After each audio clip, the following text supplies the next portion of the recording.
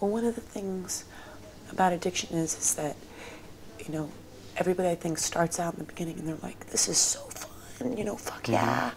And I found my medicine, and then it real quickly turns around and bites you on the ass, but it doesn't just bite you once, it slowly takes little chunks out of you, you know, and over a period of time, you just are humiliated and turned into something else, you know, that you weren't. Sure. You know, it's like slow possession, you know. And so what I saw her go through and what I saw my sister Sharon go through were very similar. And then it happened to me, but somehow I survived. You know, I did the eating disorder, and I was not medicated for bipolar, and I was doing a lot of drugs and drinking a lot of booze. And it's almost like, you know, the only thing I could ever think of, not that I've ever survived a plane crash, but I feel like I did with addiction, is you survived this plane crash and you're so grateful to God that you did. But another part of you feels so confused and almost ashamed that you survived, and why didn't he? Or why didn't she? Sure. And it's like, why didn't my sister? Why didn't Amy? Why didn't so many people? I can't tell you how many funerals I've been into the last couple of years where a friend of mine's 20-year-old daughter or 16-year-old daughter was found with a needle in her arm, and she's gone. It's over, you know?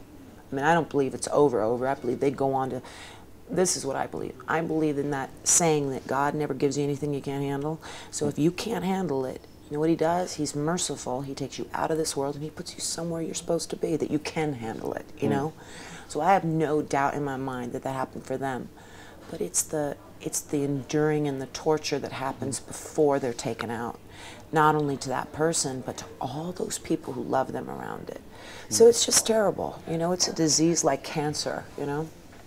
So is this then, maybe this is stretch, but is this part of what drives you, part of what gets you to make all this music? Yeah, because you know, I wanna thank God. You know, when I sit down and play, I wanna thank him. I wanna go out on that stage and I wanna thank him. I wanna hug my husband in the morning and thank him. Call my mother and tell her how much I fucking love her and thank him. You know, I wanna do things to show my gratitude for surviving, you know, some difficult stuff, and letting him see that I'm not just focusing on that, but I'm focusing on getting to make eggs and go take a walk in the morning and take a breath, you know, or go throw a fishing hook into the frickin' river and maybe catch a fish. And there's so many awesome things about being alive each and every day.